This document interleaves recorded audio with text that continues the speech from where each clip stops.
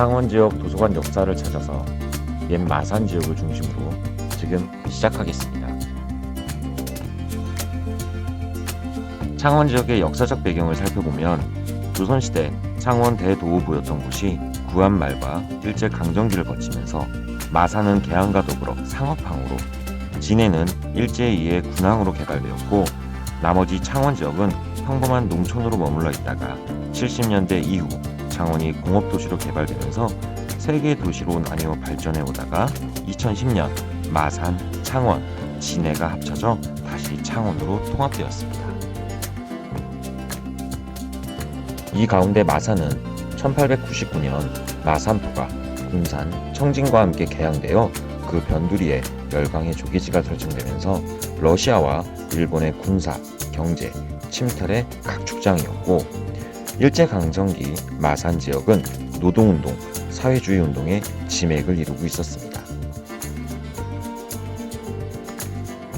오늘 함께 창원의 마산 지역 도서관 역사를 둘러볼 곳은 우선 마산 도서관을 중심으로 한 시해거리와 산호공원의 옛 마산 도서관터 및 초기의 추산동의 흔적을 알아본 후 현재의 마산 도서관을 살펴보도록 하겠습니다.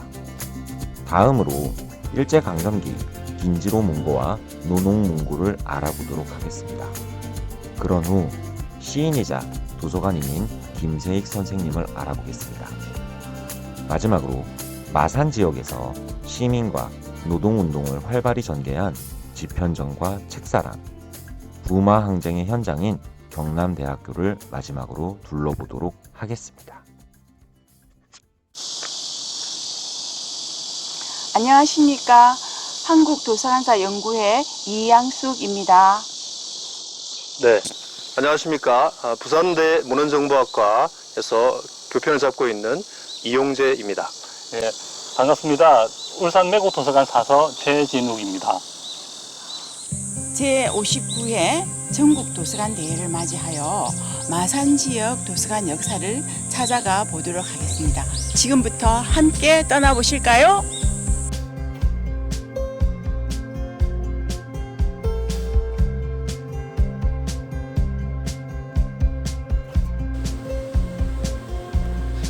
우리가 서 있는 곳 마산도서관 앞은 산호공원이라고 불리는 마산의 오래된 공원이 있는 곳입니다. 산호공원 해발 100m도 채 되지 않는 용마산에 있습니다. 여기엔 도서관만 있는 것이 아니라 마산 지역 문화유적이 집약되어 있는 곳이라고 할 수 있습니다. 먼저 산을 오르는 길을 따라 많은 시비가 있는 시의 거리가 있습니다. 이곳에는 마산 출신이거나 마산과 인연이 있는 시인들의 시비가 12개나 있는데요. 여러 시인들의 시비가 이렇게 한 곳에 모여 있는 곳은 전국에서도 드물지 않나 하는 생각이 듭니다. 여러분들도 잘 아시는 시인들의 시비도 꽤 있습니다. 더불어 우리나라 현대도서관사에 큰 발자취를 남기신 분의 시비도 있고 한국 현대문학사에서 중요한 발자취를 남긴 분의 유적도 있습니다. 그리고 무엇보다 산 정상 부근에는 마산도서관이 여기 옮겨오기 전까지 70년부터 88년까지 18년 동안 있었던 곳이기도 합니다.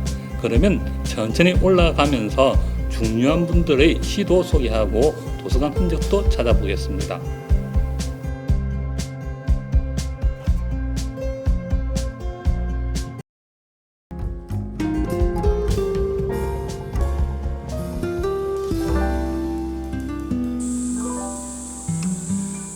산호공원 시의 거리 가운데서 이원수의 고향의 봄 시비안에 앞에 와 있습니다. 이 시비는 69년도 세워진 시비로서 당시 마산 시민들 모금으로 인해서 모금 운동을 통해서 시비가 세워졌는데요. 여기 보시면은 자세히 보시면은 이게 다른 시비들은 다 돌판인데 이거는 동판입니다. 노래비하고 고향의 봄 노랫말도 다 동판인데 동판 가에 보면은요 이 땡밀 자국이 있습니다. 이 땡밀 자국이 왜 생겼냐면은 처음에 시민들 모금에 의해서 붙여졌는데 중간에 밤에 몰래 사람들이 와서 떼가가지고 한 서너 번 끼우는 겁니다. 그래서 이 땜질 자국이 있는 것입니다.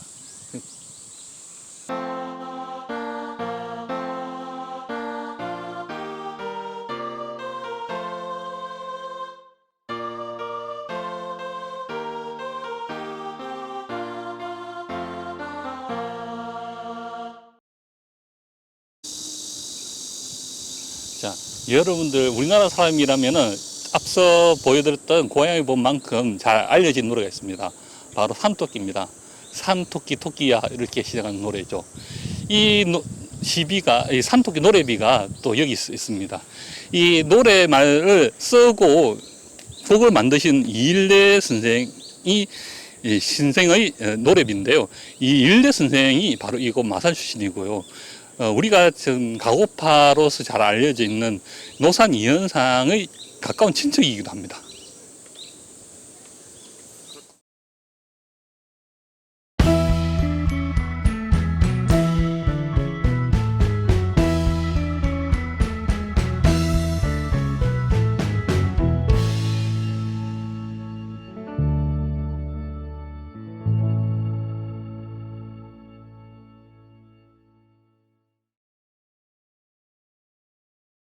이 자리가 88년 현재 위치의 마산도서관이 옮겨가기 전까지 있던 곳, 옛 마산도서관 같은데요. 여기 있던 마산도서관은 1970년부터 88년까지 여기 있었습니다. 저는 이 시절을 여기서 보냈는데요. 바로 여기 나무에 가려서 안 보이는데 NC 야구장 근처에 있었습니다. 그래서 어릴 때부터 아버지랑 산책도 이렇게 여기 보시는 산책을 오신 분들 많듯이 어릴 때도 이렇게 산책으로 많이 왔었습니다. 산을 넘어서 왔는데 지금 이 나무들이 굉장히 큰데요. 제 기억에 제가 어릴 때 초등학교 2학년, 3학년 때 이 나무를 심었었어요. 그렇게 지금은 이렇게 자랐는데요. 격세지감을 느끼네요. 그리고 이 마산도서관에 저는 개인적으로 안 좋은 쪽이 하나 있습니다. 어릴 때 학교에서 도서관에 가면 책을 많이 볼 수 있다는 얘기를 듣고 친구들을 꼬셔가지고 데리고 왔는데 마산도서관에 와서 보니까 정작 책을 볼 수 있는 곳은 자물쇠로 잠겨 있었고 책을 볼 수 없어서 친구들한테 거짓말쟁이가 되었던 기억이 있습니다. 제가 도서관에 있는 자료를 이용한 게 1983년 설립된 경남도립 창원도서관에서부터였습니다. 그러니까는 제가 초등학교 2학년, 1, 2학년으로 돼가지고 초등학교 때까지는 이 도서관밖에 없었어요. 창원 도서관이 생기기 전이었으니까 이 도서관밖에 없었습니다. 마산 인근에는. 물론 진해 도서관이 75년에 설립되긴 했지만은 진해까지는 멀어서 가지는 못하고 이 마산 도서관만 이용했는데 이 마산 도서관을 이용하면서 도서관에 있는 자료를 이용한 기억은 전혀 없습니다. 그러다가 1983년 10월에 경상남도 도립 창원도서관이 생기면서 그때 처음 이용하게 되었습니다. 거기서 처음 도서관에 있는 자료를 열람할 수 있게 된 거죠. 그래서 저는 중고등학교 시절을 계속 창원도서관만 이용했습니다. 물론 88년에 이 도서관이, 마산도서관이 이 밑에 입구로 내려가면서부터 자료실을 개방하긴 했지만은 그때가 88년이다 보니까 제가 고3 때이군요. 이 고3 때다 보니까는 거의 그때는 마산도서관을 이용할 이유가 없었던 것이죠. 중고등학교 시절을 창원도서관에서 온전하게 보냈습니다. 1970년 산호동으로 이전했던 마산 시립도서관의 이야기 잘 들으셨나요? 그렇다면 해방 이후에 마산 시립도서관은 어디에 있었을까요? 지금 함께 추산동으로 가보겠습니다. 박영주 선생님, 그러면 간단하게 소개 말씀해 주시겠습니까? 예, 반갑습니다. 저는 경남대 박물관에 비상임 연구원으로 있으면서 우리 마산 창원 지역의 지역사를 연구를 하고 있습니다. 예. 예. 오랫동안 마산 지역의 그 역사를 연구해 오신 분입니다. 그럼 지금부터 옛 마산 도서관에 관한 얘기도 한번 들어보도록 하겠습니다. 예, 지금 우리가 온 곳이요, 이 마산 하포구 수산동 44번지 일대거든요. 왼쪽에 있는데요. 지금 옛 건물은 다 사라지고 새로 건물이 들어서 그런데 지금 보시면 저기 수산동 44번지 보이시잖아요. 수산동 44-11번지. 여기 이제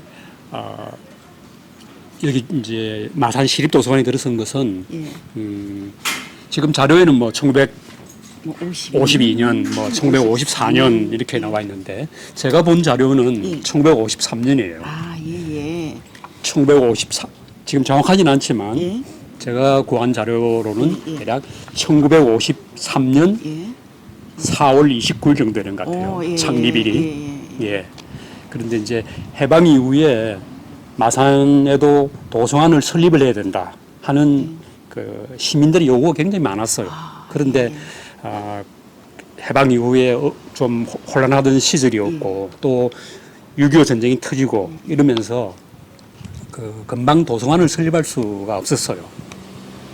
그래서 그럼에도 불구하고 계속 이제 도서관 설립의 사회적인 필요성도 커지고 시민들의 요구도 늘어나고 이러하니까 도서관을 이제 설립을 하게 되는데 맨 처음 도서관을 설립한 곳은 이곳이 아니에요. 예. 이 44번지에 설립을 했지만 예. 당장에 뭐 건물이 없었어요. 그래서 이제 그 당시 1952년부터 마산시에서 이제 막 도서관을 설립하기 위해서 이제 장소를 그 물색을 많이 했거든요. 네. 그래서 이 수산공원 일대에 공터가 좀 있고 하니까 여기를 틀을 잡았는데 네. 당장에 건물이 없었어요. 그래가지고 교습을 한 곳이 여기가 아니고 이제 저쪽 그 우리 마산선을 보통 신마산이라고 하는데 네. 신마산의 창포동에 미국 미국 문화원이 있어요. 미국 문화원 그러니까 정확하게는 문화원이 아니죠. 공보원이죠. 예. 그렇죠. 미국 공보원 건물 2층에 예. 서 먼저 개관을 하게 됐어요. 아. 그래서 거기 있다가 이쪽에 건물을 지어서 이렇게 이쪽으로 이제 옮겨온 거죠. 예. 그래가지고는 뭐 52년에 설립했다니 53년에 예. 했다는데 54년 이런 얘기들이 좀 이렇게 기록이 되어 있는 것 같습니다. 예, 근데 아마 뭐 정식으로 그 인가가 난 날짜하고 예. 실제로 이 이제 설립된 날짜하고 좀 달라서 그런 것 같습니다. 예, 그런 그래서 거네요. 예. 제가 찾아본 자료에 의하면은 아까 말씀드린 대로 예. 이 그 마산시에서 만든 조례가 있거든요. 네네. 조례에 의하면은 이제 조례가 만들어진 게 1953년 4월 26일이에요. 예. 그런데 이제 그 당시 신문 기사나 이런 걸 볼 때 1953년 4월 29일 날 개관식을 하거든요. 예. 그 개관식은 여기가 아니고 아까 말씀드린 대로 창포동 미국 공보원 건물 2층에서 개관식을 예. 하고 예. 여기 준비된 대로 해서 여기 이제 그 옮겨게 된 것 같아요. 예. 그래가지고 그 마산 산호동 예. 용마산에 있는 산호공원으로 새로 건물을 지어서 갈 때까지 여기서 자리를 잡고 있었던 것 같아요. 그러네요. 예. 그러면 그 당시에 규모는 어느 정도가 되었을까요? 예, 규모는 대략 평수가 한 20평 정도 되는 예. 단층 그 목조 건물이었어요. 예. 규모가 크지가 않았죠. 예. 그리고 실내 도서관 실내에도 열람석이 많지가 않고 탁자가 한 6개 정도밖에 안 돼 있다 하더라고요. 그래서 그 당시 뭐 다 가난하던 시절에 어렵게 이렇게 도서관을 만들었는데 운영비라든지 이런 게 제대로 안 나와가지고 시에서 굉장히 초기에도 굉장히 어려웠던 모양이에요. 그리고 장소를 확보하는 것도 굉장히 어려웠고 그런데도 계속 운영을 해왔는데 또 초기에 그 어려움을 가중시키는 사건이 하나 터졌어요. 예, 안타까운 사건이 예. 있었다고. 예. 그게 이제 55년도인데요. 도서관에 서가 아니고 도서관 주변에 민가에서 화재가 발생했는데 그 화재가 도서관으로 옮겨 붙어가지고 거의 반소해버렸어요. 그러면서 도서관에서 소장하고 있던 그 장소들도 상당히 많이 타버렸다고 합니다. 그래서 초창기 도서관이 자리 잡자마자 큰 어려움에 봉착을 해가지고 도서관을 수리를 해야 될 거 아니에요. 반만 타버렸으니까 수리하고 장소를 사놓고 하는데 굉장히 어려움이 있었다고 해요.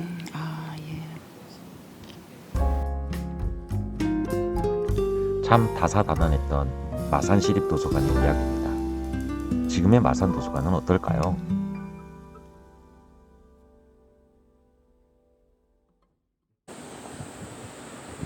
다시 마산도서관으로 왔습니다. 이제 마산도서관을 한번 둘러보겠습니다. 최근에 크게 리모델링을 해서 이렇게 멋지게 바뀌었습니다. 마산도서관은 엄대섭 선생님과도 인연이 있는 곳입니다. 엄대섭 선생님께서 80년대 공공도서관 개혁을 위해 대한도서관 연구회 활동을 할 때 중요하게 도움을 주신 분이 있습니다. 아마 이분의 도움이 없었다면 대한도서관 연구회의 도서관 개혁 운동은 훨씬 더졌을 텐데요. 당시 MBC 관리이사였던 김병주님입니다. 김병주님은 엄대섭 선생님의 활동에 호응하여 84년부터 MBC 방송국에 이동도서관 사업을 했는데요. 이동도서관을 통해 대한도서관 연구의 목표인 개가제, 입관료 폐지, 관외 대출제를 한꺼번에 실현시키고 사람들에게 도서관을 새롭게 인식시킬 수 있었죠. 그런데 아쉽게도 MBC의 이동도서관은 그렇게 오래 가지 못했습니다. 그 이유는 중앙에 있던 김병주님이 지방방송국인 마산 MBC 사장으로 오게 되면서 전국 단위 사업을 진행할 수 없게 된 것입니다. 정확하게 MBC에서 얼마나 이동도서관을 운영했는지 기록도 없습니다. 그렇지만 마산 MBC에서는 독자적으로 이동도서관을 운영했습니다. 제 기억에 정규 방송 시간에 오늘은 이동도서관이 어디를 찾아갈 것이라는 안내를 들었던 것 같습니다. 다행스럽게도 마산 MBC 30년사에 이동도서관 운영 기록이 자세히 나와 있는데요. 87년 5월부터 1년 정도 운영하다가 88년 마산도서관이 이 자리에 새롭게 문을 열 때 이동도서관을 지정했다고 합니다.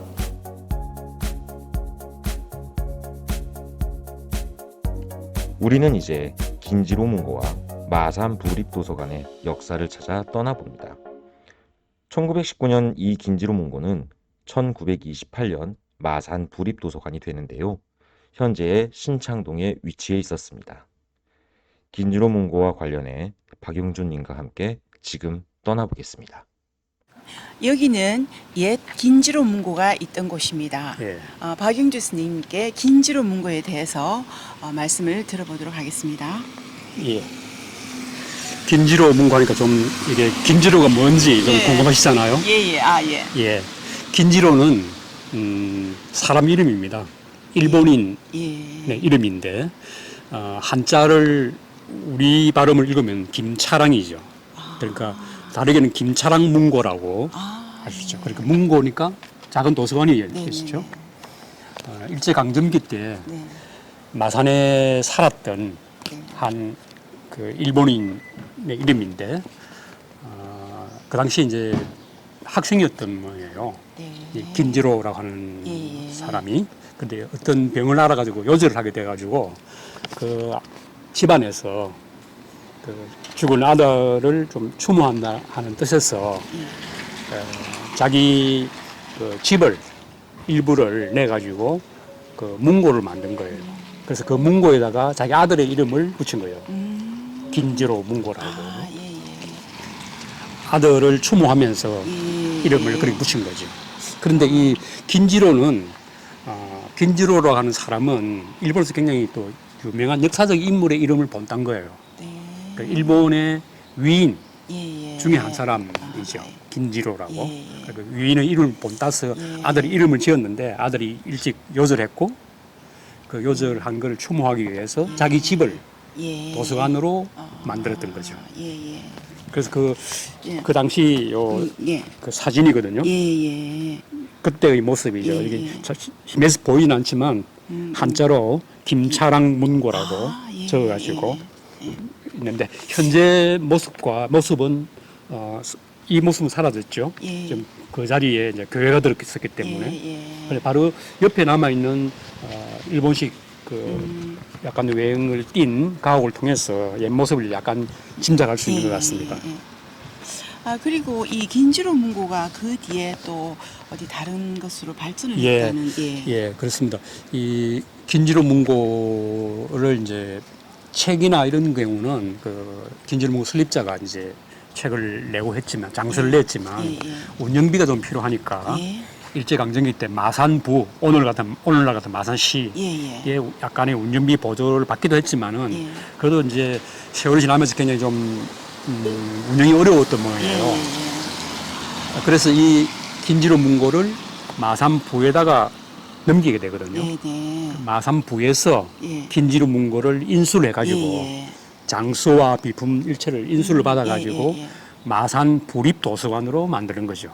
그러니까 긴지로 문고는 1919년경에 설립이 되었는데 채 10년이 안 돼가지고 1928년도 시점에 마산 부립도서관으로 이제 바꿔가지고 그대로 이제 운영을 쭉 했던 거죠. 해방될 때까지. 그리고 그 마산 부립도서관에 관한 얘기도 조금 해주시겠습니까? 예, 마산 부립도서관은 뭐 일제강점기 때 신문 보면 간간히 이제 보도가 돼요. 예. 위치가 너무 외져가지고 예. 좀 그 이용객들이 좀 적다 이런 얘기도 있고 예, 예. 왜 그런가 하면 여기가 이제 지금 이 위치가 일본인들이 주로 살던 신도시거든요. 네네. 여기가 이제 마산이 그 개항을 하고 난 뒤에 예. 곧바로 일일 전쟁이 나오고 이러면서 일본이 완전한 세력을 형성하면서 예, 예. 여기가 사실상 일본의 식민도시로 예, 개발됐거든요. 예, 예, 예. 그러니까 조선 사람들이 살던 데하고는 상당히 거리가 예. 떨어져 있고 이러다 보니까 이용객들이 좀 적을 수밖에 없죠. 예, 예, 예.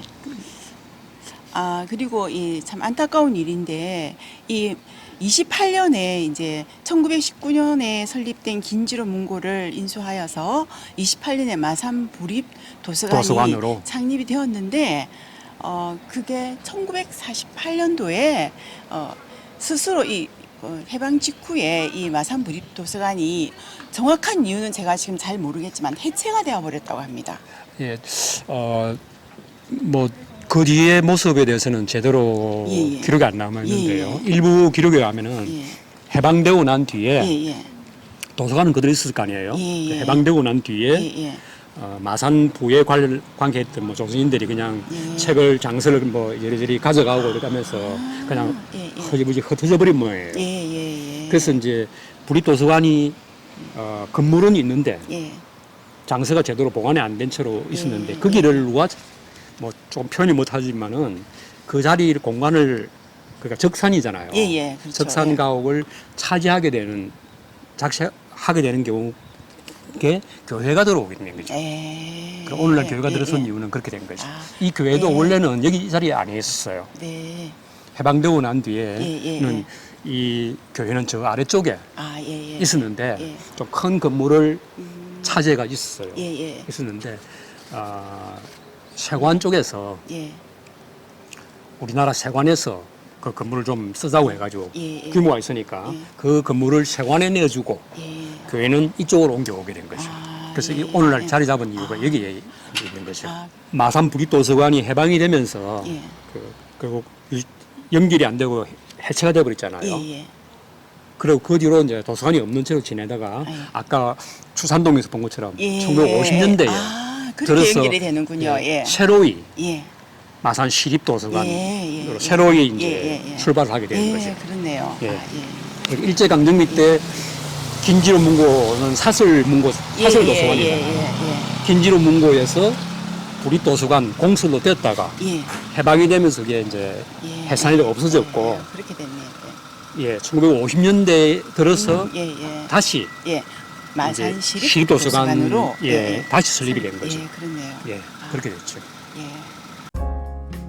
일제강점기 긴지로 문고와 마산 부립도서관의 이야기 잘 들으셨습니까? 그럼 이제 1920년대 민족 계몽운동 단체 활동 가운데 하나로 지역 노농동호회에서 설립한 노농문고 활동에 대해 알아보겠습니다. 노농문고가 정확하게 언제 설치되었습니까?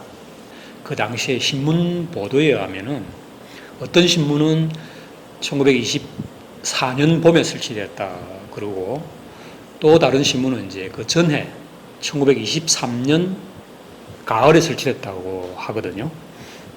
그런데 이제 가을에 설치됐다고 보도하고 있는 신문이 이제 동아일보와 시대일보라고 하는 두 개의 신문이어서 그 당시 이제 상황을 볼 때 1923년 가을경에 설치됐다고 보는 게 맞을 것 같습니다. 노농문고의 설치 목적에 좀 더 자세하게 얘기해 주시죠. 예, 1920년대가 되면 마산이라고 하는 이제 이 도시가 그 이전과는 좀 다른 이제 사회로 이렇게 좀 변하게 되는데 그게 하나가 이제 새로운 노동자층이 많이 이제 형성이 되기 시작했다는 거예요. 마산은 개항이 되고 난 이후에 항구를 통한 그 물류 이동 활발해지고 또 철도가 놓이면서 타 지역과의 그 물류가 많이 이제 활성화된 이런 이제 항구 도시로서의 성격을 기본적으로 가지게 됐거든요.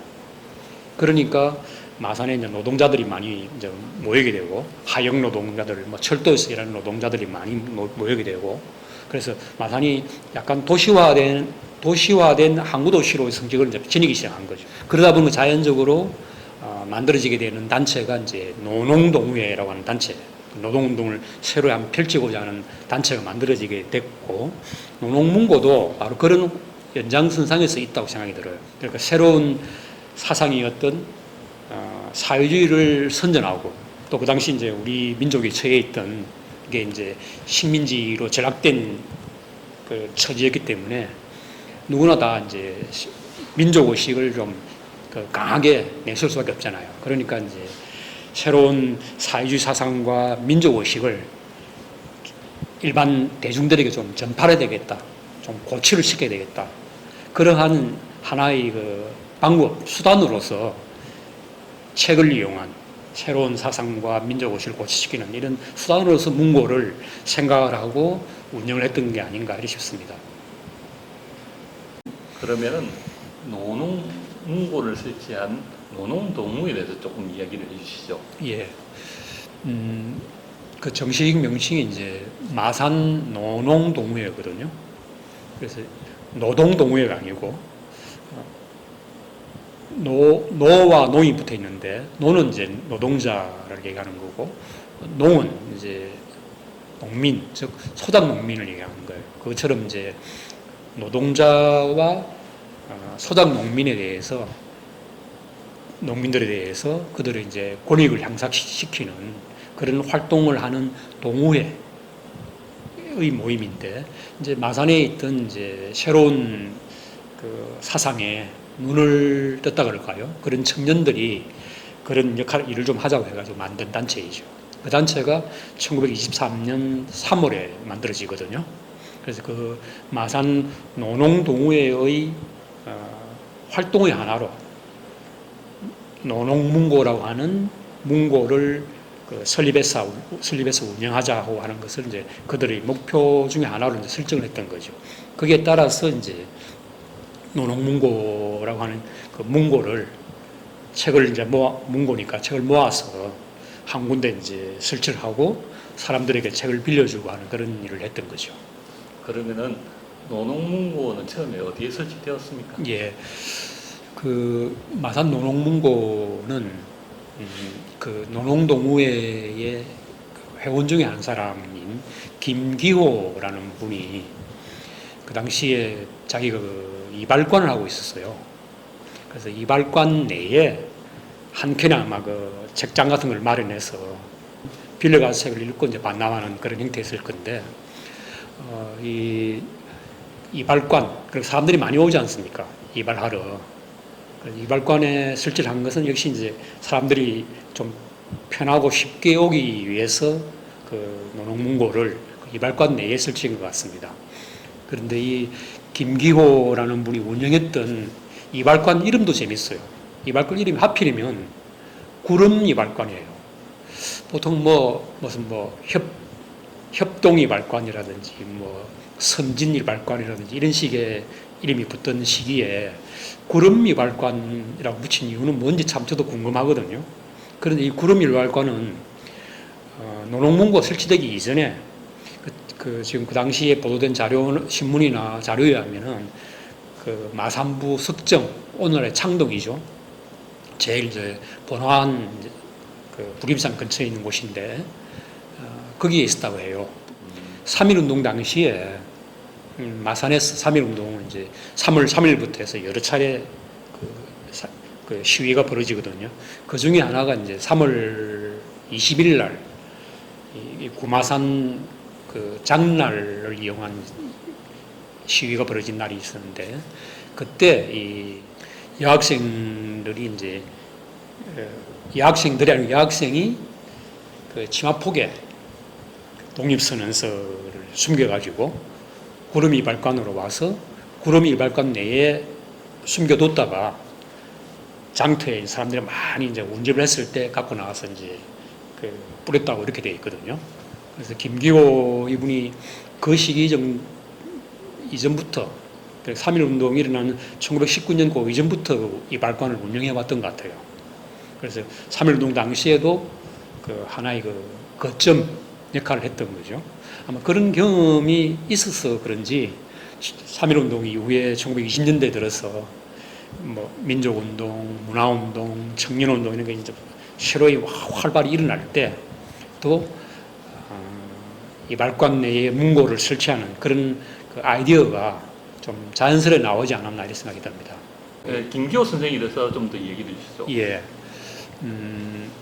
이분이 1926년에 이제 그 모종의 큰 사건으로 구속이 되는데 이분은 여기 마산 이제 출신이신데 1894년생이시죠. 그리고 마산 이제 공립보통학교하고 마산 사립창신학교 다녔다고 되어 있어요. 그리고 그 이후에 이 발관을 운영을 하면서 지역에서 이제 청년이니까 청년운동, 문화운동 이런 데 좀 굉장히 좀 열심히 이제 좀 앞장을 쓴 것 같아요. 그 하나 사례가 이제 좀 전에 말씀드린 것처럼 1919년 3.1 운동 당시에 자신의 이 발관이 그 독립선언서가 전달될 수 있는 거점 역할을 할 수 있었던 것 같고 했고 그 이후에 1920년대 들면서 좀 본격적으로 그 활동을 이제 시작하게 될 것 같아요.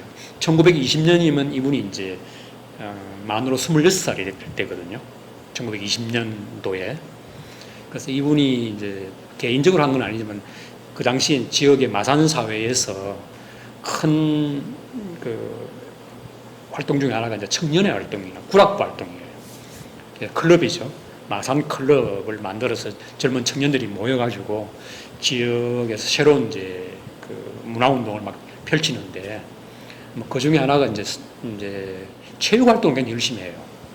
그래서 그 뭐 여러 그 뭐 야구단이라든지 축구라든지 또 뭐 육상이라든지 이런 체육 활동을 열심히 하는데 그 체육 활동을 하기 위한 그 조건 토대를 만드는 것 중에 하나가 그 당시까지 마산에는 운동장이 없어요.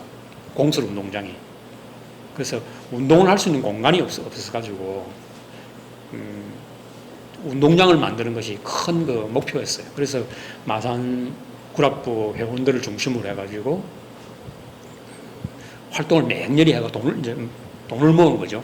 모금을 해가지고 그 당시 돈으로 한 3,000원 이상 돈을 큰 돈입니다. 모금을 해가지고 땅을 구입해서 그 운동장을 만들어요. 그게 이제 마산 구락부 운동장이거든요. 그래서 마산에서 처음으로 만들어진 일종의 이제 공설 운동장이죠. 거기서 이제 뭐 여러 가지 운동 경기가 막 벌어지고 하는데 그런 활동에 그 앞장을 서는 분이거든요. 그러다가 이제 앞에 말씀드린 것처럼 새로운 이제 사상에 기초한 이제 단체들이 막 만들어지기 시작하거든요. 그 단체 중에 하나가 이제 마산 노농동회라고 하는 단체인데 이 단체가 만들어지는 그 뭐 비슷한 시기라고 봐요. 시기에 마산에 새로운 이제 사상 단체가 만들어지거든요.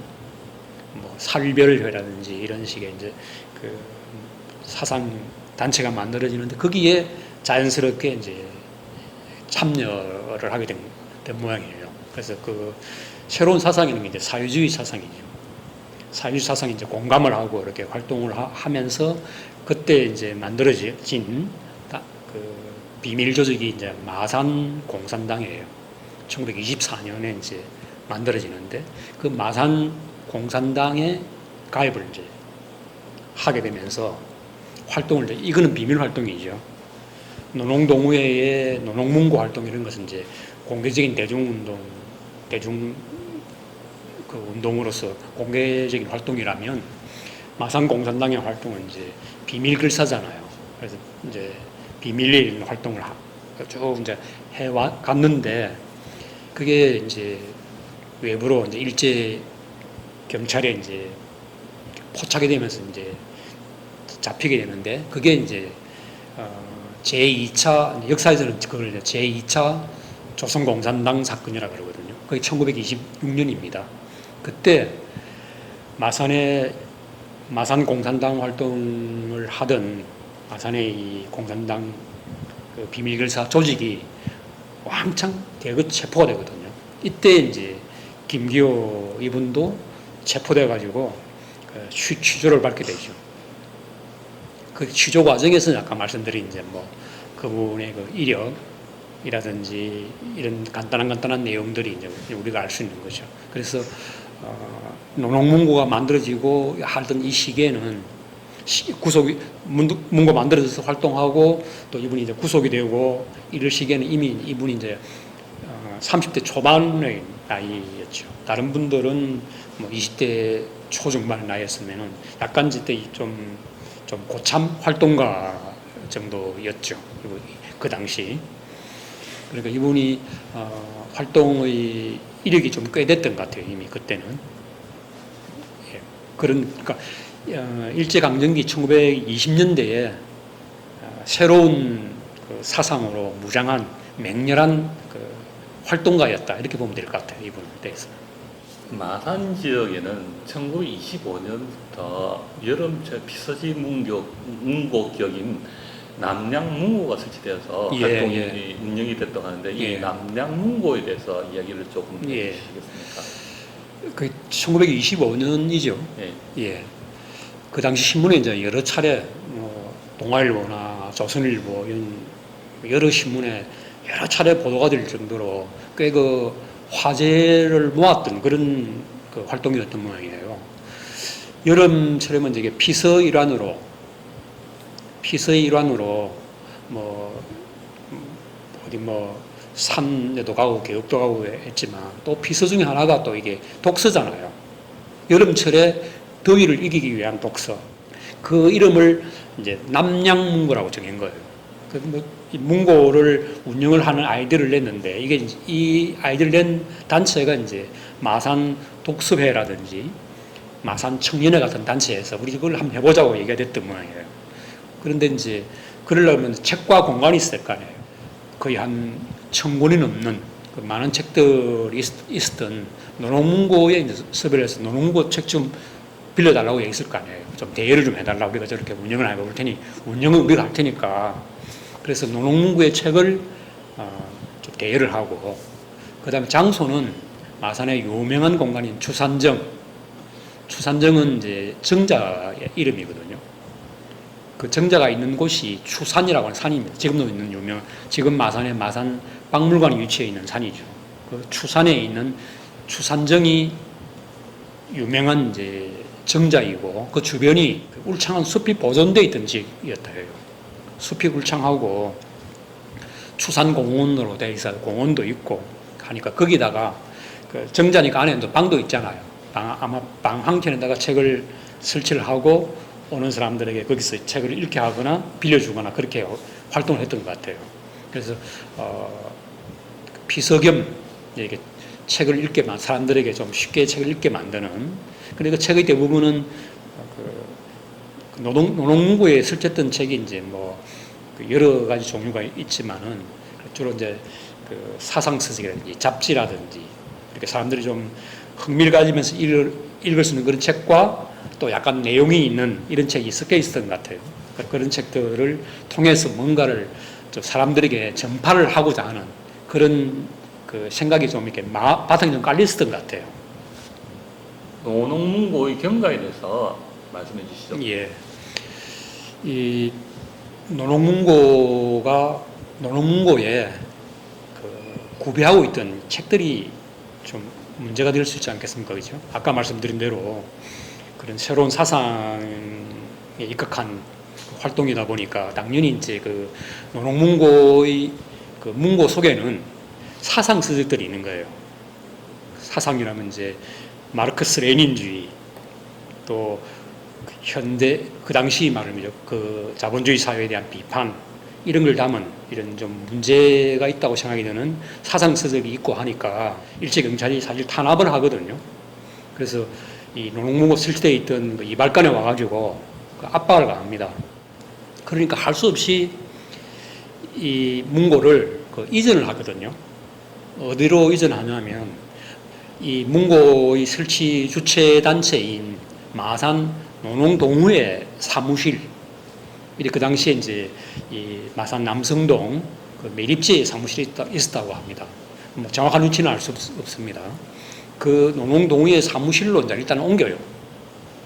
근데 아무래도 이제 사람들이 쉽게 올 수 있는 이발관보다는 사상단체의 사무실로 사람들이 찾아가서 책을 빌리고 하기는 상당히 쉽지가 않잖아요.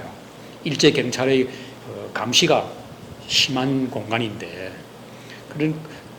그렇지만 계속 운영은 계속 했던 것 같아요. 그런데 결정적인 이제 난관이 부딪히게 되는데, 그게 아까 말씀드린 1926년도에 조선공산당 사건으로 마산의 노동운동이나 마산 노농동호회나 이런 각 단체에서 활동하던 이 청년 활동가들 10여 명 이상이 대거 이제 구속이 되는 바람에 마산 지역의 그런 활동에 심각한 타격을 받게 됐고, 동시에 노농문고도 사실 운영이 굉장히 어려웠을 거로 당연히 이제 짐작이 들어요.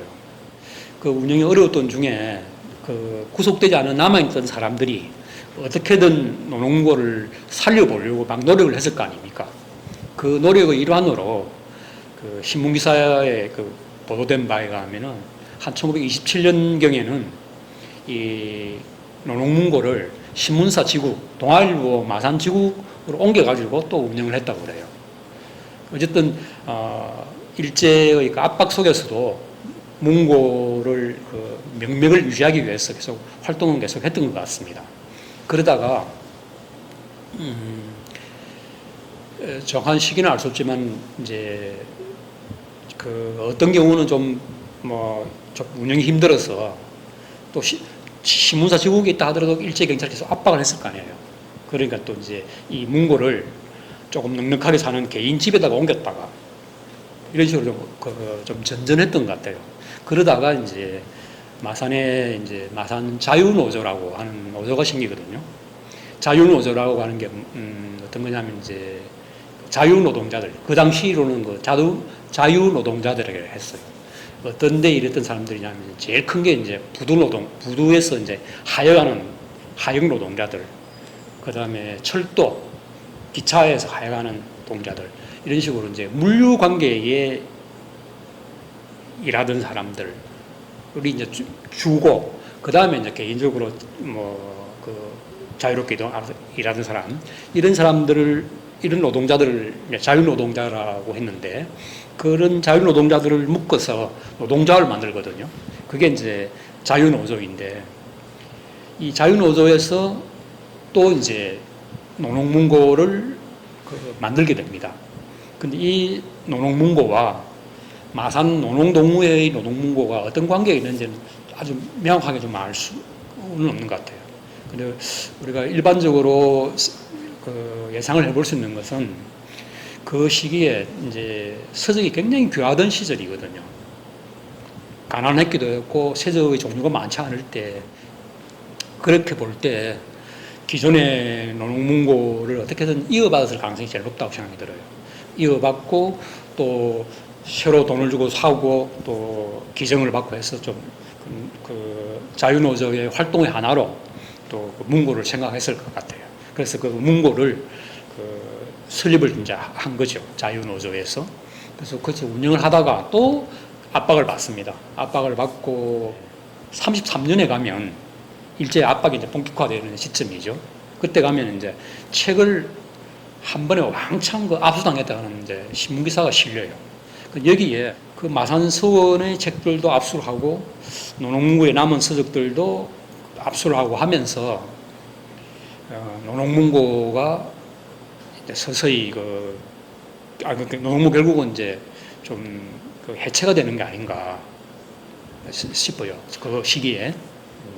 이 1933년이라고 하면은 전국적으로 일제 경찰이 우리나라 공공도서관에 있는 당시 관립도서관에서도 있는 자료도 압수를 하고 평양에 인정도서관이라고 썼습니다. 그 김인정 여사가 세운 도서관. 거기서도 책을 압수하는 시기가 1932년, 33년이거든요. 그래서 이 시기 때는 전국적으로 있는 도서관이라든지 여러 곳에 민족운동 계열에서 단체에서 운영하는 작은 문고에 있는 책들도 대대적으로 압수하던 그런 시기였지 않나 이 생각이 듭니다. 일제강점기의 마산의 도서관 역사를 마무리하며 이제는 도서관인이자 시인인 김세익 선생님을 찾아 떠나보겠습니다. 김세익 선생님의 기록을 찾아온 이곳은 마산문학관입니다.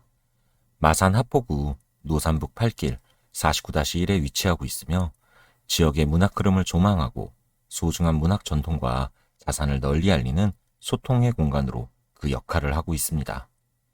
잠시 함께 둘러보시면서 이야기도 들어보시죠. 여기는 마산문학관입니다. 이 마산문학관에는 마산 지역 출신이거나 마산에서 교편을 잡거나 활동하셨던 분인 언어학자들도 계시는데요. 여러분도 혹시 영화 말모이를 아세요? 조선어학계 사건을 배경으로 한 영화입니다. 거기에 주인공이었던 이윤계상이 나왔던 주인공 나왔던 이 윤계상의 실제 모델이 이경로 선생입니다. 이 이경로 선생은 마산 출신은 아닌데 여기서 마산에서 학교를 다니셨습니다. 그리고 당시에 학교 다닐 때 계셨던 분, 교사로 계셨던 분이 이윤재 선생인데요. 이윤재 선생은 우리나라 조선어학계 사건으로 옥사하셨던 두 분 중에 한 분입니다. 그리고 이와 더불어 같이 이경로 선생과 같이 공부를 했던 분이 이현상 선생입니다. 우리 글과 역사의 한 페이지 이야기였습니다. 그럼 이제 마산문학관의 조재영 학예사님을 통해 김세익 선생님을 만나보겠습니다. 안녕하십니까. 저는 창원시립 마산문학관 학예사 조재영입니다. 만나 뵙게 되어서 반갑습니다. 네, 저희 문학관에서 2009년도에 김세익 선생님에 대한 특별기획전을 한 적이 있습니다. 지금부터 그 자료들을 소개해 드릴까 합니다. 김세익 선생님은 우리 마산 지역의 창원 지역의 대표적인 시인으로 알려져 있습니다. 그래서 산호공원 시의 거리에 성류라는 대표적인 시비가 세워져 있습니다. 이 성류라는 작품은 김세익 시인을 대표하는 시이기도 한데요. 김세익 시인의 대표적인 시집의 제목이기도 합니다. 김세익 시인은 생전에 성류라는 시집 한 권과 여수라는 수필집을 남겼습니다. 우리 문학관에서 성류라는 시집 그리고 이 여수라는 수상집, 수필집이죠. 수필집을 보관하고 있습니다. 자, 문학인들에게는 이렇게 시인으로 많이 알려져 있지만 사실은 김세익 시인은 도서관 운동이라든지 도서에 관한 어떤 기록들에도 많은 관심을 가진 것으로 알려져 있습니다. 그래서 지금도 전국의 도서관 협회에서 김세익 시인의 자료를 많이 활용하고 있는 것으로 알고 있습니다. 그래서 김세익 시인은 아주 뛰어난 우리 지역의 시인이자 도서관 운동의 개척자라고 이야기를 할 수가 있겠습니다. 네, 저희 창원시립 마산문학관을 방문하시면 언제든지 김세익 시인의 흔적을 만나실 수가 있습니다. 앞서 말씀드린 자료들과 초상화, 우리 지역의 문학인들을 대표하는 분들의 초상화를 그린 작품도 언제든지 보시면서 김세익 시인의 흔적을 발견하실 수가 있겠습니다. 언제든지 희망하시는 분은 이런 자료를 요청하시고 또 김세익 시인에 대해서 한번 이야기를 나누는 시간을 가져보는 것도 좋을 것 같습니다. 감사합니다.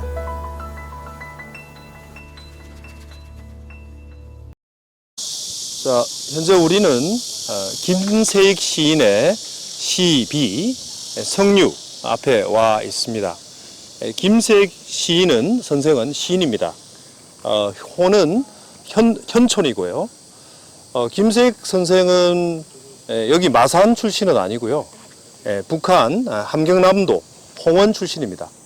어릴 때 그 멀리 바다가 보이고 뒤쪽으로 높은 산이 있는 그런 산촌 마을에서 자라나셨고요.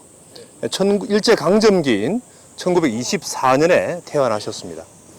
그리고 소학교 때부터 이제 이렇게 시에 대한 많은 어떤 재능을 보여가지고 칭찬도 듣고, 또 지금의 중고등학교에 해당되는 함흥 공립 고등 보통학교를 다니실 때 전국 글짓기 대회에서 장원을 하시기도 했습니다.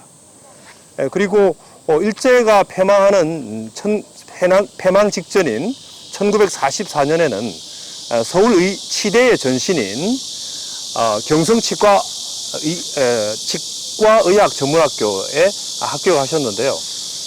당시 서울에서 그 누님하고 같이 이렇게 살았습니다. 그런데 이제 누나가 31세의 그 나이 때 어떤 남자를 만나서 그리고 곧이 한 1년 만에 누나가 하늘나라로 갔습니다. 누나가 매우 좋아했는데 그 뒤에 이제 해방이 됐습니다. 그리고 이제 조국은 광명을 찾았지만 김세익 선생은 매우 힘든 시간을 보내고 있었습니다. 그리고 이제 1948년에 진주 농림고등학교에서 영어 교사가 되었다가 1949년에 마산여고에서 영어 교사로 교편을 잡았습니다. 그때 이제 하숙집에서 뜰에 석류나무가 있었는데요. 여름이 되면은 이렇게 빨간 꽃이 만발하고 열매가 주렁주렁 이렇게 터졌습니다.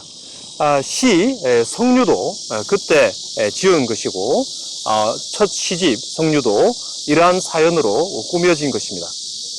여러분 지금 보시는 이 시비는 2009년 5월에 만들어졌고요. 그럼 이제 우리가 석류 이 시를 한번 감상을 해보겠습니다. 석류, 김세익. 누나야, 석류꽃이 피었습니다. 푸른 듯 붉은 꽃이 가지마다 피었습니다. 5월달 맑은 날에 잊은 듯이 피었습니다. 누나가 가신 날에 잎사귀마다 그늘지어 하늘가 높은 곳에 몸부림치며 그때같이 석류꽃이 피었습니다. 이렇게 아름다운 누나를 그리워하는 애잔한 마음이 잘 나타나 있는데요. 이런 아름다운 시를 쓰시고, 또한 김세익 선생은 시인으로서 1960년에 마산일보에, 이 마산은 3.15 의거가 일어난 곳입니다. 3.15 의거 관련 작품으로 진혼가를 발표했습니다. 당시 마산여고에 재직하시면서 마산문인협회 사무국장을 하셨고요. 학생 위령제에 붙이는 시라는 그런 부제를 담아서 이 독재 정권과 사회적 부조리에 한가하다가 쓰러져간 학생들의 영혼을 위로하고자 진혼가라는 시를 쓰셨습니다. 이 시 진혼가는 마산 구암동 국립 3.15 민주묘지 기념시비에 새겨져 있습니다.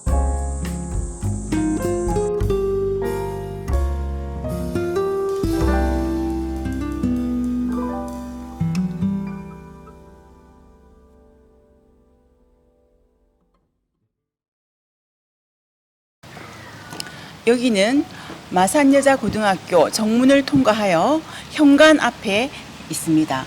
1915년에 설립된 유서 깊은 학교인데요. 특히 마산여자고등학교의 도서관은 도서관 운동사에서 중요한 의미를 가지고 있는 곳입니다. 이용주 교수님, 간단하게 한번 안내 말씀 부탁드리겠습니다. 네, 여기는 우리가 마산여고 지금 정문에 와 있고요. 이 마산여고는 매우 기품 있는 학교인데, 또 우리 도서관의 입장에서도 매우 중요한 학교입니다. 특히 도산 인물 중에 김세익 선생이 여기서 도산을 많이 가꾸었던 그런 곳이고요. 김세익 선생이 여기 이제 이 학교의 영어 교사로 재직하던 시절 1954년에 진주여고 도서관을 열심히 만드신 박경원 교장이 이 학교로 교장으로 부임해 오시고요. 그때 이제 이 마산여고가 문교부 학교도서관 연구학교로 지정이 되었습니다. 그래서 박경원 교장은 김세익 선생에게 연구를 해봐라. 3년짜리 연구를 해봐라. 이렇게 격려를 하셨고, 그리고 이제 3년간 열심히 해서 1956년에 그 전국적 규모의 학교도서관 연구 발표회를 개최하게 됩니다. 이 일을 계기로 그 도서관학에 대해서 잘 몰랐던 김세익 선생은 도서관에 대해서 크게 관심을 가지게 되고요. 그래서 이제 도서관학을 본격적으로 공부하기 위해서 1959년 여름과 1960년 겨울 연세대학교에서 시행하는 사서교사 강습을 받았습니다. 그 당시에 이제 한국 학교도서관 운동사의 쟁쟁한 인물들, 예를 들면 경기고의 김경일 선생, 또 경남고의 김두홍 선생, 경남여고의 조재호 선생 등 이런 분들이 같이 강습을 받았다고 하고요. 그래서 이들은 이제 한국 학교도서관 운동사에 매우 이제 기록되는 인물들입니다. 이때 이제 이렇게 됨으로써 도서관이라는 세상에 대해서 눈을 뜨게 된 김세익 선생은 1960년에 12월에 교사직을 사임합니다. 사임하고 도서관계에 이제 투신을 하게 되는데요. 61년에 한국도서관협회에 간사, 또 사무국장 서리 이런 것을 하고요. 그 다음에 62년에는 이화여대에 전임 강사로 교수 생활을 시작을 했습니다. 그 뒤에 이제 계속 공부를 하기 위해서 뭐 미국, 영국, 독일, 일본 이런 데서 도큐멘테이션이라든지 사서교사 과정을 수료를 했고요. 그래서 이렇게 본다면 우리 인생을 살면서 이제 어떤 멘토가 중요하지 않습니까? 그런 중요한 계기를 주는 어떤 그 인물들이 있는데, 이제 김세익 선생에게는 이제 이 박경원 교장이 첫 번째 그 중요한 멘토였고, 그리고 이제 여기서 이제 학교 도서관을 열심히 가꾸면서 어떻게 보면은 열심히 이제 공부를 해야 되니까 그때 본 책이 있는데요. 그 더글라스, 미국의 더글라스라는 이제 분이 쓴 그 사서교사를 위한 핸드북 또는 사서교사 편람 이런 책이 있거든요. The Teacher Librarian's Handbook이라는 책이 있는데 그걸 가지고 그냥 공부를 많이 했어요. 그래가지고 그 뒤에 이제 연구회를 전국적 규모에서 이제 성공리에 치러내고 그리고 56년 그러니까 11월 17일 마산여고 도서관에서 이 자리에서 전국적 규모의 연구 발표회를 성공리에 했고요. 그때 주제가 학교 도서관을 어떻게 조직하고 학교 도서관을 어떻게 그 학습에 활용할 것인가라는 주제였고, 박경원 교장과 김세익 교사가 발표를 했습니다. 그 당시에는 학교 도서관이라는 이런 용어 자체가 굉장히 생소하던 시대였거든요. 그래서 이때 이제 파문을 일으켰고, 많은 이제 그 전국에서 모인 인사들에게 큰 감명을 주었습니다. 그리고 이제 그 세월이 흘러서 한 9년 뒤에는 1965년 미국의 도서관을 돌아보던 김세익 선생은 자신이 책으로만 보던 그 더글라스 여사를 노스캐롤라이나 주의 랄리 교육청 도서관 담당 장학사였던 더글라스 여사를 만나게 됩니다. 그러니까 마산여고 학교 도서관이 그 연구 발표회를 통해 가지고 그 후에 많은 다른 지역에 또는 학교에 학교 도서관 설립에 좀 많은 영향을 끼친 것으로 이렇게 중요한 의미를 가지고 있다고 이렇게 볼 수 있겠습니까? 네, 그렇습니다. 그래서 사실은 지금도 2022년 지금도 지금 뭐 학교 도서관 분야가 사서교사가 배치되고 크게 이제 발전한 여지를 많이 보이고 있습니다만 1950년대를 거쳐서 1960년대에 부산에서 이렇게 마산 이렇게 이르는 일종의 이제 도로변으로 일종의 학교에서 이런 학교 도서관 운동이 계속 전개가 됐었고, 그 당시에 이제 정말로 그 교사들 중에 엘리트라고 하는 이런 분들이 이 학교 도서관 운동에 이렇게 많이 이렇게 헌신을 하셨어요. 그 정신이 충분히 이 시대에 다시 살려져야 된다고 생각합니다. 지금까지 학교 도서관에 큰 발자취를 남기신 김세익 선생님의 이야기였습니다. 이제는 마산의 시민운동에 울림을 준 책사랑과 집현전, 그리고 경남대학교를 살펴보겠습니다.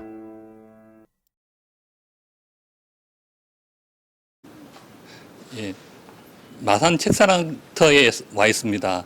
제가 20대 시절을 온전하게 보내면서 도서관의 정신을 갖다가 알게 해준 곳이기도 합니다. 여기 당시에 1층은 카페였고 2층은 소극장이었고 3층이 도서관이었습니다. 그리고 조금 바뀌어가지고 1층이 갤러리였고 2층이 지역 출판사였고 3층이 도서관이었습니다. 이 책사랑은 88년도 생겨가지고 99년까지 이 자리에 있었습니다. 전세중 관장님을 만나 뵙고 가겠습니다. 반갑습니다. 예, 반갑습니다. 정말 오랜만이죠. 네, 오랜만입니다.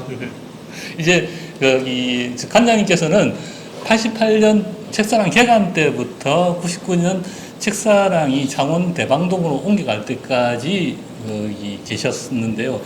이때 저도 20대를 책사랑에서 보냈지만 저는 그때 신임 사회생활 같이 시작한 사람이라서 뭘 모를 때고 이제 다 알고 책사랑은 방향성을 잡아주시고 책사랑이 제대로 된 우리 대중도서관의 길로 가게 틀을 잡아주신 분인데요. 어떻게 시작하게 되었습니까? 일단 책사랑은 이제 김정철 선배와 내가 이제 중심이 돼서 출발한 도서관이거든요. 그 바이긴 같은 경우에는 당시에 이제 이 사회운동이 한참 이제 성장하던 시절이기 때문에 정교조 운동을 하셨던 안정복 선생, 이인식 선생, 그리고 이제 이 지역의 이 지역운동의 어른이신 김영환 선생, 그 다음에 이 약국을 운영하신 황만영 선생, 그 다음에 건축사 박동조 선생, 그 다음에 대학에서 강의하던 남두현 선생, 그 다음에 우리 여기 오신 박준혜 선생님, 그 이 부인이신 김영홍님, 그 다음에 마산 MBC 임혜수 PD, 그 다음에 노동운동의 이찬호님, 그리고 학생운동 하던 진현경 이상걸님, 이런 많은 분들이 참여를 했어요. 그리고 이제 나중에 재정적으로 조금 힘들 때는 현재 부산대 총장인 차정인 변호사가 당시에 재정적인 후원을 하면서 참여를 했습니다. 그리고 이제 내 개인적으로 보면은 이 운동을 시작하게 된 거는 김정철 선배와 저희 이제 개인적인 인연인데요. 여기 이제 창동에 인동서적이라고 있었습니다. 그 인동서적에 나는 이제 가끔 여자 방학 때마다 와서 좀 놀고 가는 그런 이제 독자였고요. 그런데 이제 이분이 87년 6월 항쟁 이후 우연찮게 이제 만났어요. 만났는데 뭔가 새로운 일을 좀 해봐야 되지 않겠느냐, 또는 뭔가 이 대중들의 각성이 좀 필요하지 않느냐, 이런 생각을 해갖고요. 도서관을 한번 만들어보자. 민주주의를 좀 신장하고 확장하는데 최소한도 그 기반이 될 수 있는 지적 어떤 이 정보랄까 이런 걸 제공할 수 있는 그런 공간이 필요하다고 생각해서 출발을 했습니다. 처음부터 민간 도서관을 지향한 건 아니고 카페도 풋카페 형태로 출발한 걸로 알던데 어떻게 해서 민간 도서관 형태로 바꾸게 되었습니까? 사상의 자유시장인 도서관을 이 서구적인 관점에서 보면은 이제 파브릭 라이브러리라는 그런 이제 이 도서관이 필요하지 않느냐, 이런 생각을 해왔고요. 조금씩 간간히 충돌을 했습니다. 그렇게 되고 그 부분이 어떤 사건을 계기로 해서요, 그 내부적인 정리를 좀 하게 됐고, 그때 이제 이분은 상업적인 공간으로 독립해 나갔고, 이거를 이제 도서관 운동의 본연의 이 형태를 유지하고자 했던 분들은 그대로 남아서 도서관을 유지해 온 거죠. 자, 그 과정에서 대중도서관 운동론이라는 글을 쓰셨는데요. 이 대중도서관 운동론은 지금 잘 알려져 있지는 않지만은 당시에 전국 사서협회 회원들에게 큰 반응을 일으켰고, 그리고 서울 지역과 다른 지역 노동도서관 운동이라는 이런 데 영향을 많이 미쳤습니다. 이 대중도서관 운동론을 주장하게 된 계기는 그리고 또 내용은 어떤 내용이었습니까? 일단 공공도서관이라는 건요, 일종의 지식과 정보의 민주화 또는 사상의 자유시장 이런 개념이 필요한 거로 봤어요. 그러니까 기존의 단순하게 제도권 내에 이 지식과 정보를 유통한다는 개념이 아니고 새로운 지식과 정보를 유통하고 그 다음에 이제 특히 그 노동자들이 소외된 노동자나 이런 여성들이 어떤 뭐랄까 이 권리를 신장할 수 있는 그런 이 지식과 정보가 좀 필요하지 않냐 생각이 돼서 출발한 게 대중조선항공론이거든요. 당시는 소위 말하는 불온서적이라 해가지고 그런 서적만 가지고 있다 하더라도 소지하고 있다 하더라도 국가보안법으로 잡혀 들어가기도 했었는데요.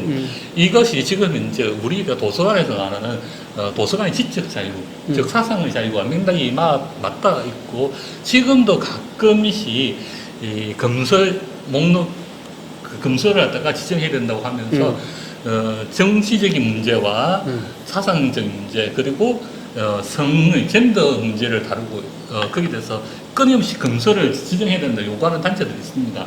거기에 따라서 요즘에는 출판계나 독서문화운동계의 대표적인 독서문화운동 단체인 청년사회국민운동연합에서 이 검설 읽기 운동을 하면서 이 지적자유운동을 하고 있습니다. 세상이 조금 많이 바뀌었다고 느끼지는 않습니까? 많이 바뀌었죠. 한 20년 전만 해도 우리 책사랑을 운영할 때만 해도요. 이 이적도서라는 목록이 있었습니다. 보안사에서 만든 그 목록에 있는 거는 우리가 다 수집을 했어요.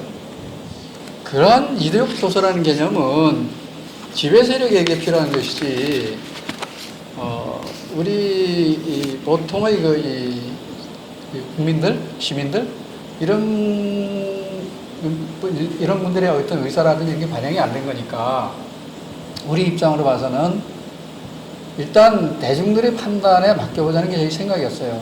그래갖고 태백산맥은 당시에 그게 이적도서였거든요. 웃기는 얘기지만 그 다음에 당시에 이제 북한과의 화해 무드가 좀 있어갖고요.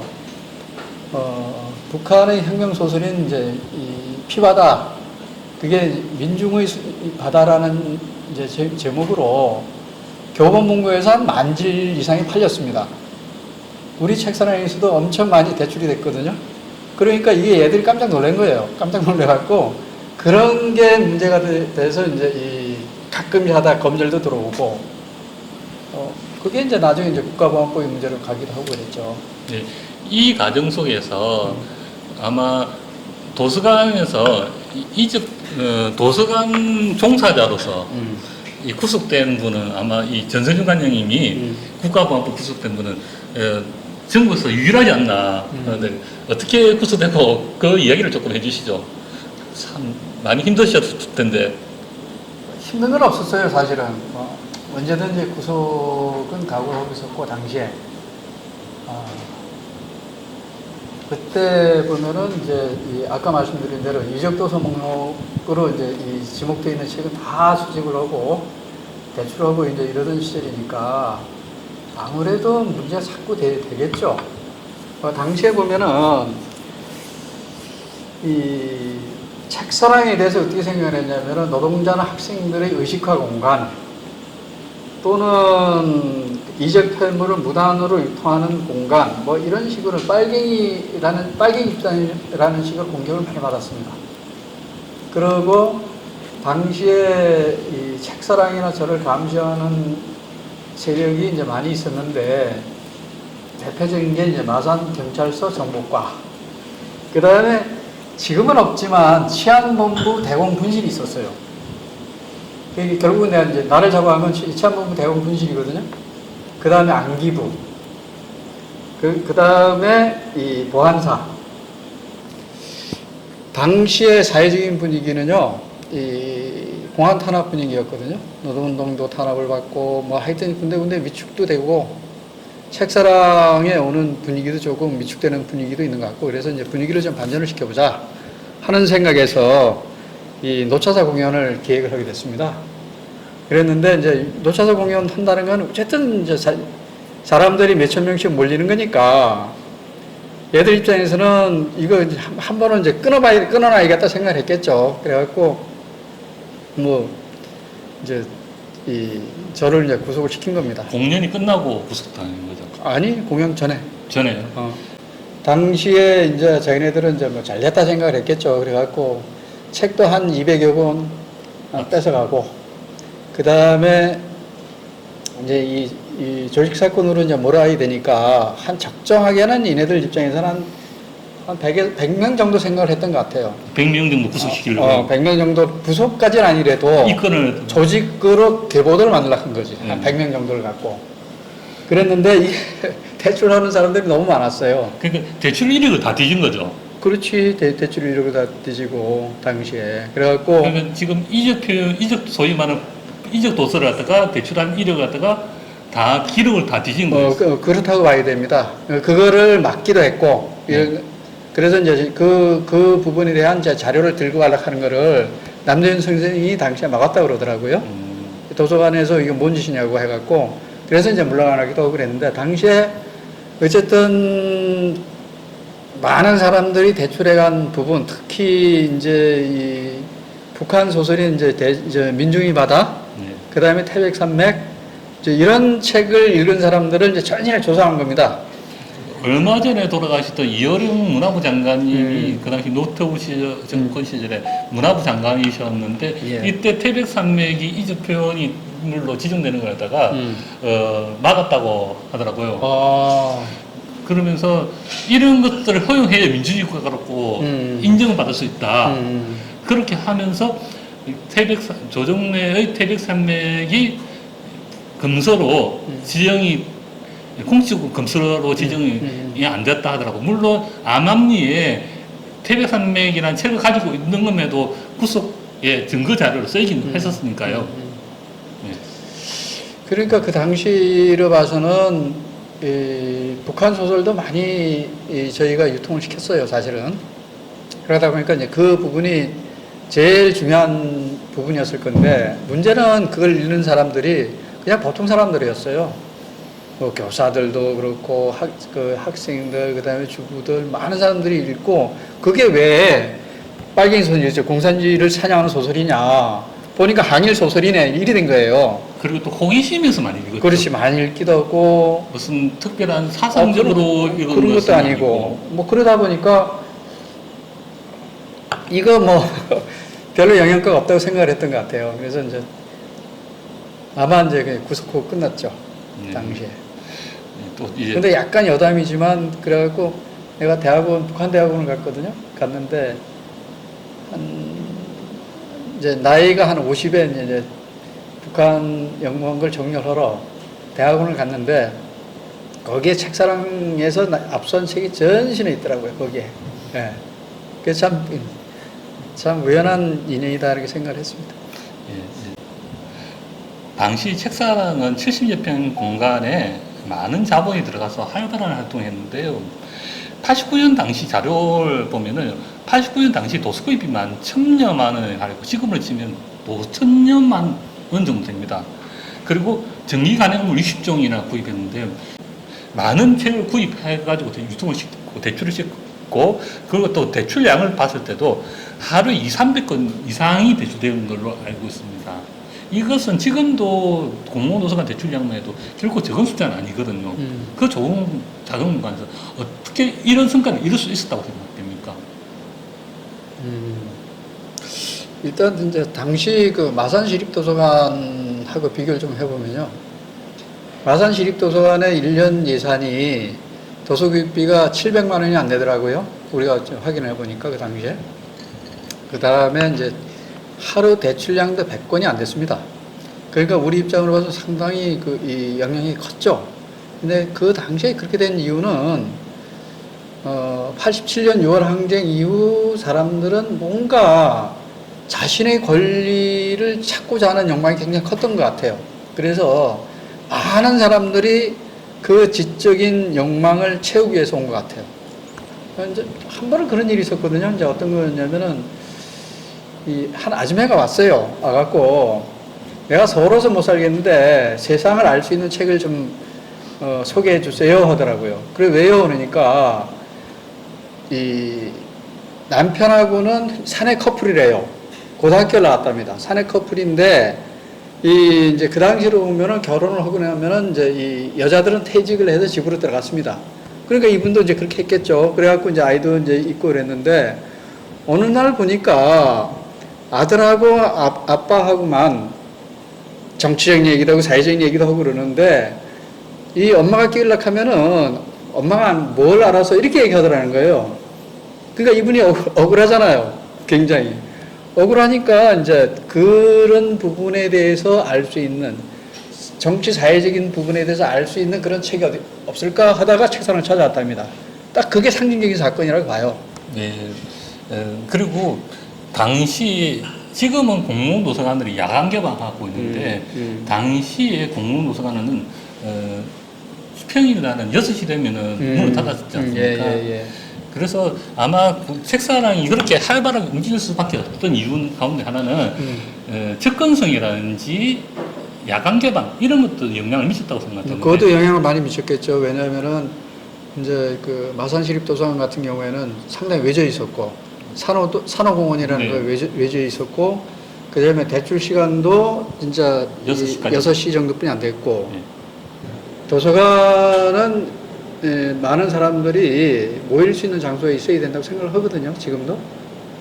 근데 저희 같은 요 남성동이라는 지역은요, 그 당시에 문화의 중심지였습니다.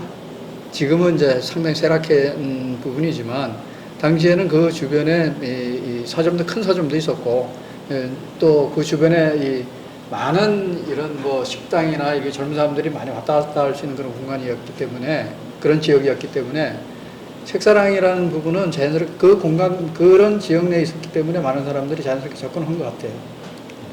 민간 도서관이기 때문에 외부에서 많은 분들이 지나갔던 걸로 알고 있는데요. 어떤 분들이 오셨습니까? 많았어요. 그 당시에 온 분들이 워낙 많아갖고 어떤 분들이 어느 분인지 잘 몰라요. 그런데 지금 좀 유명한 분으로 얘기하면은 천정배 전 법무장관 양반이 이제 변호사 시절에 왔고요.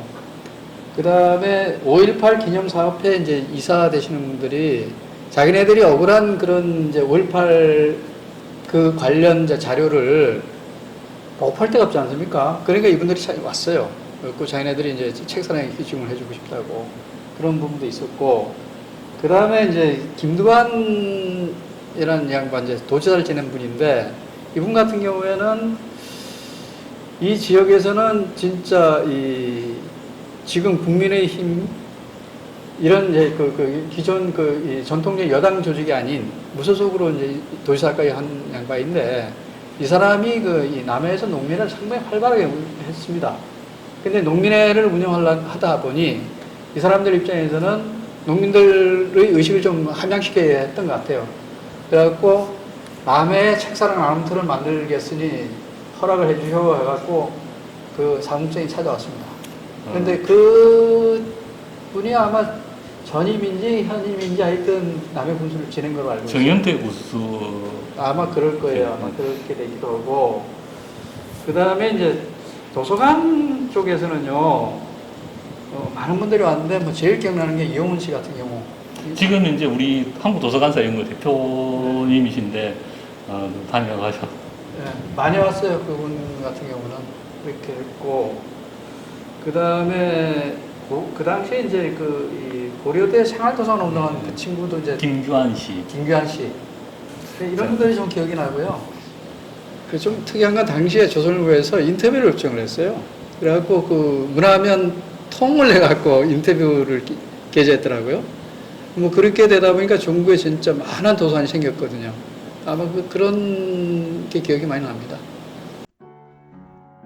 마산 책사랑은 8, 90년대 전국에서 가장 큰 규모로 짜임새 있게 활동한 민간 도서관이었으며 창원 지역 마을 도서관 운동으로 이어지는 우리나라 작은 도서관 운동사에서 중요한 위치를 차지하고 있는 곳입니다. 책사랑은 지금도 마산 내서 지역과 창원 대방동에서 명맥을 이어가고 있습니다. 이렇게 책사랑은 우리나라 민간 도서관 운동사에서 중요한 의미를 지니는 곳입니다. 지금까지 책사랑 전세중 전 관장님과 함께 이야기 나눠봤습니다. 이어서 70년대 말 부산에 이어서 정부에서 두 번째로 창립된 양서협동조합이 경남 양서보급회 이야기를 들어보겠습니다. 경남 양서보급회는 집현전으로도 불렸는데요. 여기서 창립회원이자 마산 MBC 사장을 지내신 박진혜님을 모시겠습니다. 반갑습니다. 예, 반갑습니다. 네.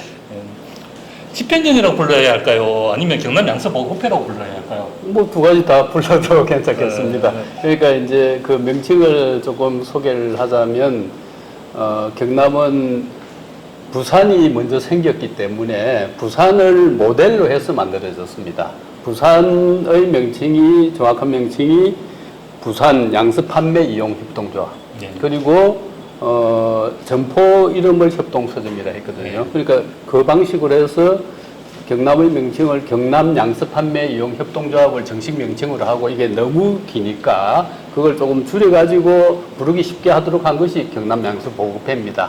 그리고 이제 경남도 서점을 겸하는 걸 전제로 했기 때문에 서점 명칭을 집현전으로 하기로 한 거죠. 그래서 근데 이제 회원들 입장에서는 뭐 집현전이 부르기도 쉽고 하니까 경남 양서 판매 이용 협동조합 그걸 입에도 읽지도 않고 부르기 힘드니까, 그러니까 경남 양서 보급회라 하다가 그거보다 더 짧고 부르기 쉬운 게 이제 집현전이 되다 보니까, 그러니까 집현전으로 흔히 많이 불려졌죠. 네.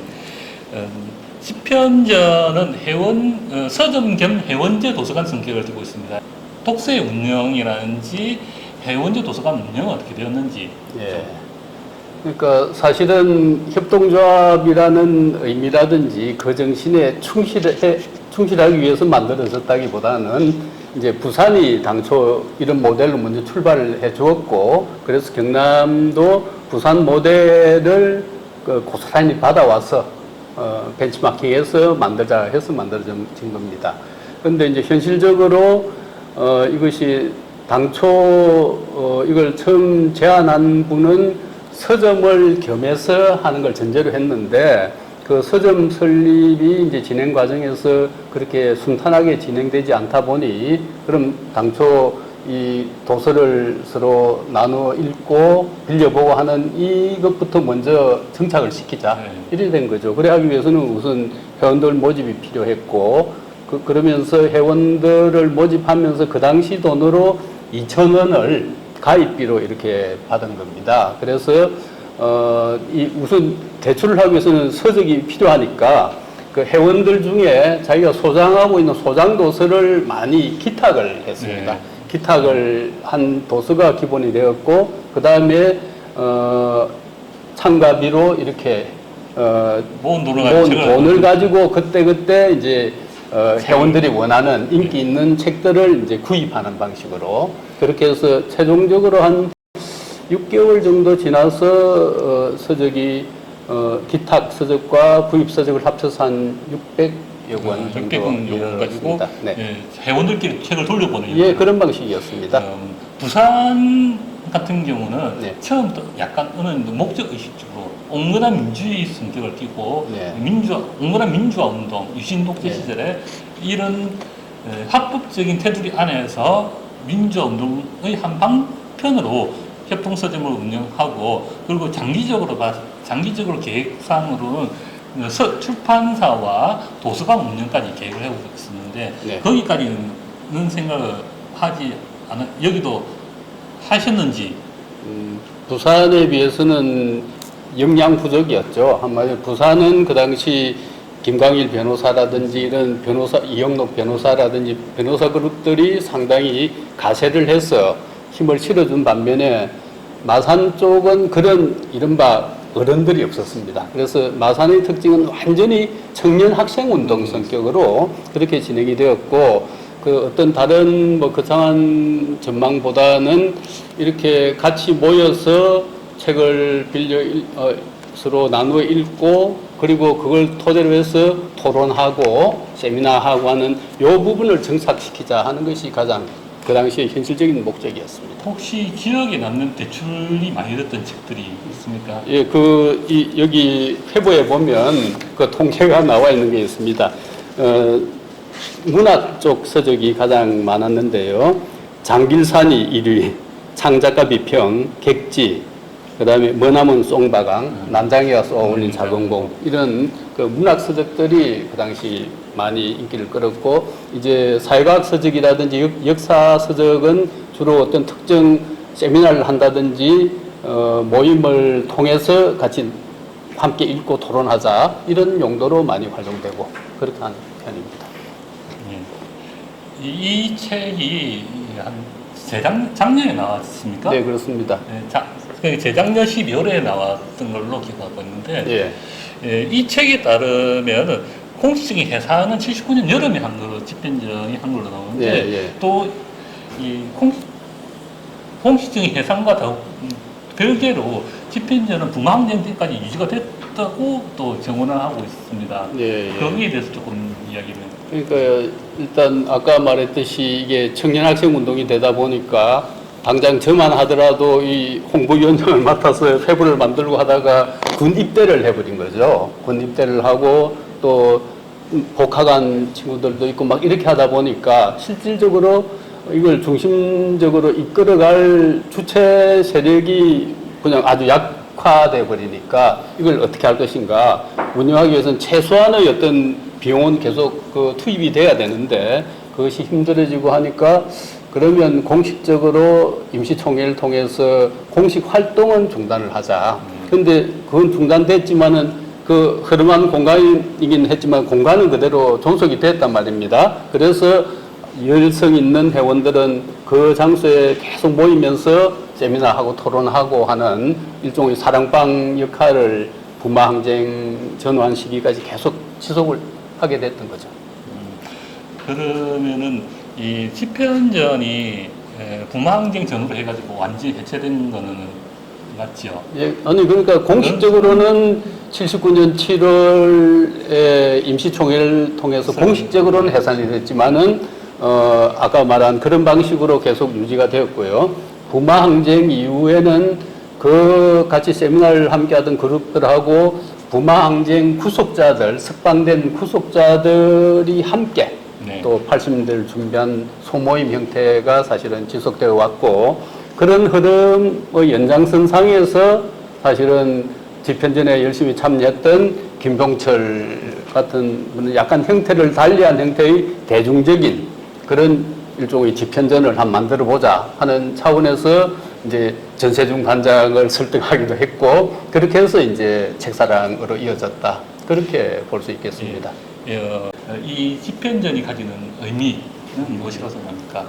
그러니까 집현전이 태동할 수 있었던 것은 그 당시 70대 마산의 재경마산 학우회라고 이제 마산에는 그 당시 변변한 대학이 없었기 때문에 대부분 부산대학이나 아니면 서울 지역 대학으로 진학을 했는데 서울 쪽에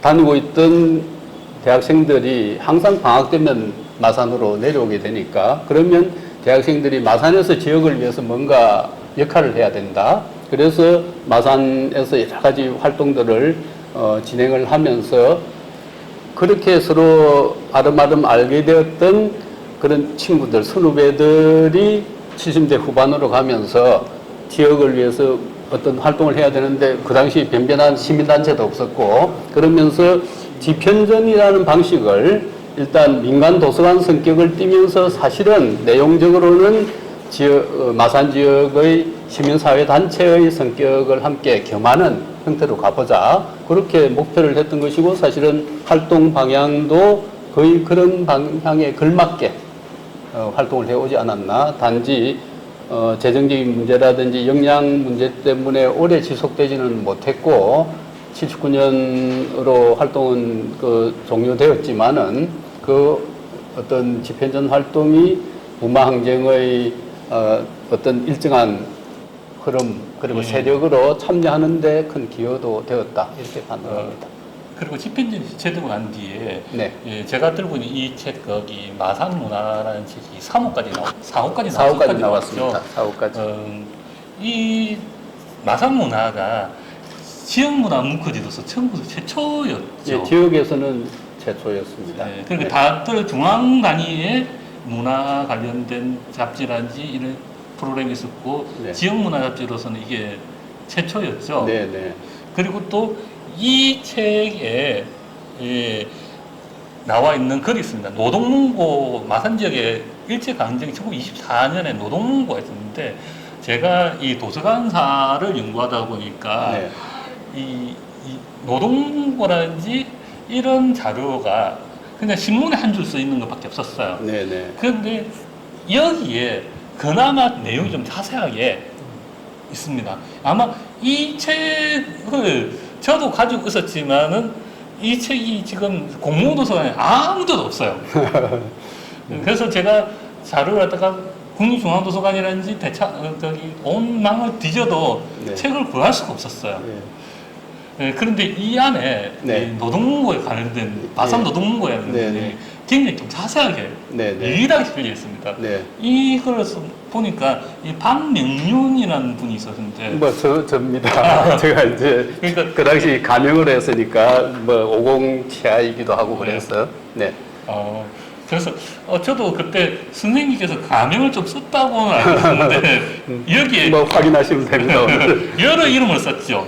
박명륜이라는 이름을 저는 박명준으로 했고 그 뒤에 유종령으로 되어 있는 친구는 주대환이라는 친구가 그렇게 유종령으로 했고 뭐 이렇게 이름을 많이 바꿨습니다. 그 당시. 그리고 여기 있는 이름들이 조금 가명도 몇 가명이 상당히 많습니다.